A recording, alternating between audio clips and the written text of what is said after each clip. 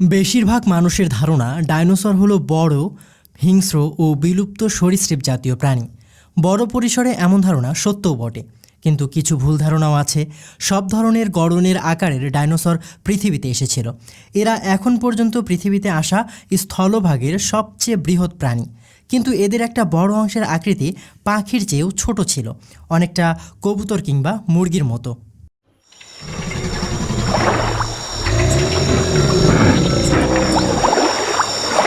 231 থেকে 243 মিলিয়ন বছরের মধ্যে ডাইনোসরের প্রথম আবির্ভাব।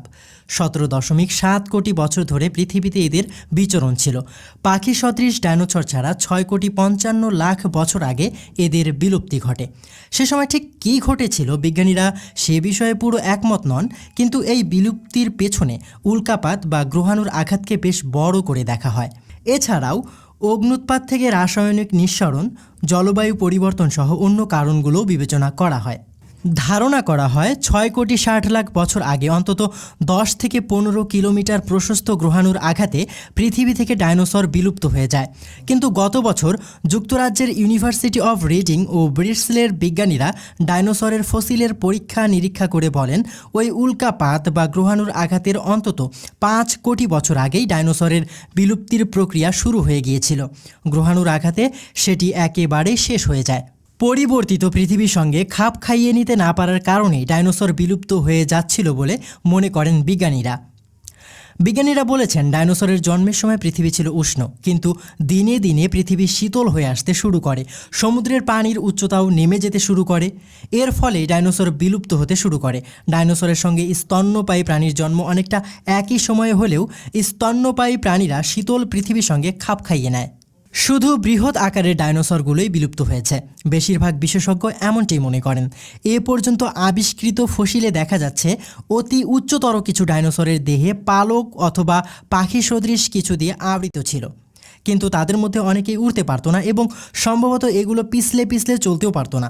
অবশ্য গত বছর যুক্তরাষ্ট্রের উটাহর সল্ট লেক সিটিতে অনুষ্ঠিত মেরুদণ্ডী প্রাণীর জীবাশ্ম বিজ্ঞানীদের বৈঠকে উপস্থাপিত গবেষণায় বলা হয়েছে, আর্কিওপটেরিক্স আকৃতিগতভাবে পাখির মতো।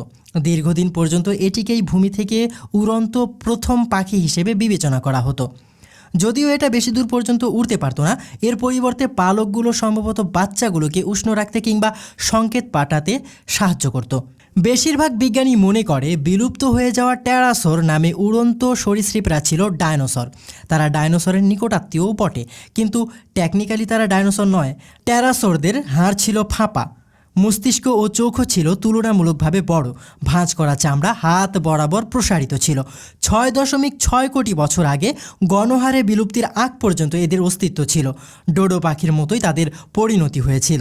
গ্রহাণুর আঘাতে একসময় বৃহদাকার ডাইনোসর বিলুপ্ত হয়ে গেলেও আজকের দিনে আমরা বড় আকারে যেসব পাখি দেখি সেগুলোর টিকে থাকার কারণ কি?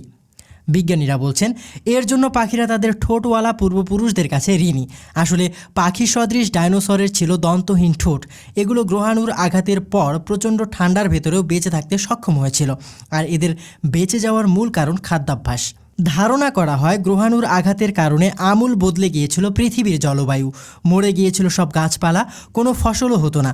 ঘন ধুলার জালে সূর্যরশ্মি পর্যন্ত পৃথিবীতে পৌঁছাতে পারেনি। তখন তৃণভোজী ডাইনোসরগুলো খাদ্যের অভাবে এক এক করে মরে যেতে শুরু করলো। প্রাণ হারাতে শুরু করে মাংসাশী ডাইনোসরও। কিন্তু পৃথিবীতে পড়ে থাকা বিভিন্ন ফলমূল আর শস্যের বীজের কারণেই পৃথিবী স্বাভাবিক হয়ে উঠতে শুরু করার আগ পর্যন্ত টিকে গিয়েছিল পাখির মতো দেখতে দন্তহীন এসব ছোট ছোট ডাইনোসর। পৃথিবীতে প্রাণের ইতিহাস নিয়ে গবেষণা করেছেন ডেরেক লারসন। কানাডায় ডাইনোসর সংক্রান্ত একটি জাদুঘরের গবেষক তিনি বলেন, ডাইনোসরদের একটি অংশ হচ্ছে পাখি জাতীয়। ডাইনোসর আসলে অনেক বড় গোষ্ঠী। পৃথিবী থেকে বেশিরভাগ ডাইনোসর বিলুপ্ত হয়ে গেলেও আজকের দিনে যেসব পাখি সেগুলোর যারা পূর্বপুরুষ তারা বিলুপ্ত হয়ে যায়নি। সারা পৃথিবী থেকে বহু প্রজাতির পাখি ও উদ্ভিদ বিলুপ্ত হলেও যেসব ডাইনোসর বেঁচে থাকতে সক্ষম হয়েছিল সেগুলোই বিভিন্ন প্রজাতির পাখিতে পরিণত হয়। কিন্তু আজকের দিনে আমরা যেসব পাখি দেখি সেগুলোর সঙ্গে ডাইনোসরের কোনো মিল নেই। বিলুপ্ত ওই প্রাণীর যেসব হাড়গোড় পাওয়া গেছে তার চেয়েও বহুগুণে ছোট এসব পাখি। অন্যান্য তফাৎ তো আছেই। বিজ্ঞানী লারসন বলেন, কিছু কিছু ডাইনোসরের সঙ্গে আজকের দিনের পাখির বেশ বড় রকমের সাদৃশ্য আছে। যেমন এরা দুপায়ে হাঁটে, তাদের শরীরে পালক ছিল, এগুলো শরীরের আকৃতি ছিল তুলনামূলকভাবে ছোট। একটি পার্থক্য হচ্ছে দাঁত না থাকা। পাখির মতো দেখতে এসব ডাইনোসরের অনেকেরই তীক্ষ্ণ ধারালো দাঁত ছিল।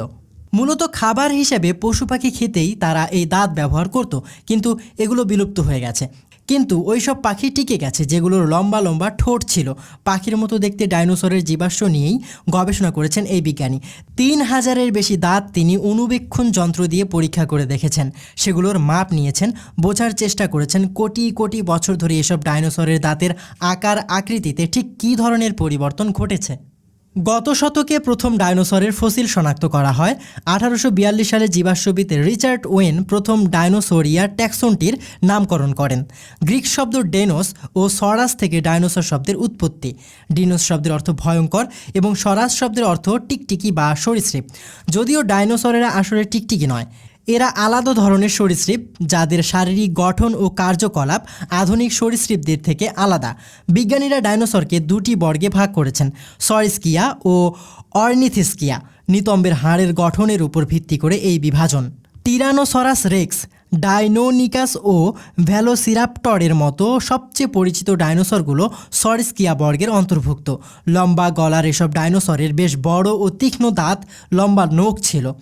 সরিস্কিয়ান ডাইনোসরেরা দুই ভাগে বিভক্ত। 4 পাওয়ালা তৃণভোজীকে বলা হয় সরোপড ও 2 পাওয়ালা মাংসাশী হল থ্যারোপড। বর্তমানে জীবিত পাখিরা থ্যারোপডের বংশধর। থ্যারোপডরা 2 পায়ে চলত, এরা মাংসাশী। তবে বেশ কিছু প্রজাতির থ্যারোপড গাছ, মাছ, পোকামাকড় সহ বিভিন্ন ধরনের খাবার গ্রহণের উপযোগী হয়ে পরে অভিযোজিত হয়ে গিয়েছিল। তাদের মধ্যে টি-রেক্স ও অ্যালোসরাসের মতো বেশ ভয়ঙ্কর ও পরিচিত ডাইনোসর রয়েছে। ডাইগানোটোসরাস ও স্পাইনোসরাসের মতো বড় আকারের থ্যারাপড শিকার করত নাকি সাধারণভাবে মৃত দেহ থেকে মাংস সংগ্রহ করত তা নিয়ে বিজ্ঞানীদের মধ্যে প্রশ্ন রয়েছে। তথ্য প্রমাণ বলছে সুবিধাবাদী শিকারী হিসেবে তাদের পরিচিতি ছিল। তারা শিকার ধরে আনত, আবার তাদের চারপাশের প্রাণীও খাবার হিসেবে ভক্ষণ করত। তৃণভোজী সরোপডদের লম্বা মাথা, লম্বা গলা ও লম্বা লেজ ছিল।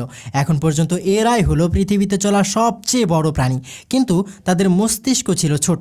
গাছের লতাপাতাভোজী এসব ভদ্র বিশালাকার প্রাণীর মধ্যে রয়েছে অ্যাপাটোসরাস, ব্রকিওসরাস ও ডিপ্লোডোকাস। টি-রেক্সকেই সবচেয়ে ভয়ঙ্কর ডাইনোসর হিসেবে মানেন বিজ্ঞানীরা। অর্নিথিস্কিয়ান ডাইনোসরের মধ্যে রয়েছে কোঁচকানো শিংযুক্ত ট্রাইসেরাটপস, কাঁটাযুক্ত স্টেগোরাস ও বর্মযুক্ত অ্যানকিলোসরাস। ধীর শান্ত স্বভাবের এসব ডাইনোসর গাছপালা খেত। তৃণভোজী এসব ডাইনোসর সরোপডদের চেয়ে কিছুটা ছোট ছিল। মজার বিষয় হলো পুরা ভূতাত্ত্বিক কাল জুড়ে অর্নিথিস্কিয়ানরা 2 পা থেকে 4 পায়ে পরিবর্তিত হয়েছে কম পক্ষে 3 বার। এরা একত্রে দলবদ্ধ হয়ে বসবাস ও ঘোরাফেরা করত। ডাইনোসরের ফ্যামিলি ট্রি নিয়ে জীবাশ্ম বিজ্ঞান জগতে বেশ জোরে সোরে আলোচনা ওঠে। বিজ্ঞান সাময়িকী নেচারে প্রকাশিত গবেষণা প্রতিবেদনে বলা হয়, নিতম্বের ভিত্তিতে ডাইনোসরের শ্রেণী বিভাজন সঠিক ছিল না। গবেষকরা বলছেন বরং থ্যারোপড জাতীয় ডাইনোসররা অর্নিথিস্কিয়ান ডাইনোসরের নিকটাত্মীয়। এই 2 গোষ্ঠীর ডাইনোসর থ্যারোপড ও অর্নিথিস্কিয়ান মিলে তৈরি করেছে নতুন একটি গোষ্ঠী যা অর্নিথোসেলিডা নামে পরিচিত। গবেষকদের এমন সিদ্ধান্তের কারণ ছিল থ্যারোপড ও অর্নিথিস্কিয়ানের অনেক অভিন্ন বৈশিষ্ট্য ছিল যা অন্যান্য ডাইনোসরের ছিল না। তবে যাই হোক, গবেষকদের এমন অনুমান আগামী কয়েক বছর ধরে বারবার পরীক্ষার মধ্য দিয়ে যাবে, যতক্ষণ পর্যন্ত পুরো জীবাশ্ম বিজ্ঞান জগৎ পুরোপুরি স্বীকৃতি না দেয়। ডাইনোসরদের যুগে বিশ্বজুড়ে সমুদ্রপৃষ্ঠে অনেক কিছুই ঘটেছিল। টুনা ও ডলফিনের আকৃতির ফিশ ফ্লিপার্স বা ইক্সিপটিরিজিয়া সহ ইকথিওসরাস শিকারীরাও ছিল একই পথে। জুরাসিক যুগের শেষ দিকে এসে সামুদ্রিক সরীসৃপদের এই পরিবারটি অনেকাংশেই বিলুপ্ত হয়ে যায়। জুরাসিক পার্ক ফ্র্যাঞ্চাইজের জনপ্রিয়তা সত্ত্বেও অসম্ভব না হলেও ডাইনোসরের ক্লোনিং করা একদমই দুরূহ কাজ। ডাইনোসরের ক্লোন করতে গবেষকদের বিলুপ্ত এই প্রাণীর ডিএনএ প্রয়োজন, কিন্তু ডাইনোসরের জীবিত কোনো ডিএনএ কারো সংগ্রহে আছে বলে জানা যায়নি। তবে ডাইনোসরের দেহের কিছু কিছু নমুনা সময় পরীক্ষার বিষয়টির বিরুদ্ধেই গেছে। মেসোজোয়িক যুগের বেশ কিছু কোমল টিস্যু সহ 8 কোটি বছর আগের একটি ব্রকিলোফসরাস ডাইনোসরের রক্তনালী এবং 13 কোটি বছর আগের পাখির জীবাশ্ম থেকে প্রোটিন নমুনা সংগ্রহ করতে সমর্থ হয়েছেন গবেষকরা। তবে এই রক্তনালী ও প্রোটিন প্রাণী ক্লোনিংয়ে কোনো কাজে আসবে না। তবে জীবাশ্ম বিজ্ঞানীরা প্রাচীন বিলুপ্ত ডিএনএকে সংযোজন করে জীবন ফিরিয়ে আনা যায় কি না তা নিয়ে চেষ্টা করছেন।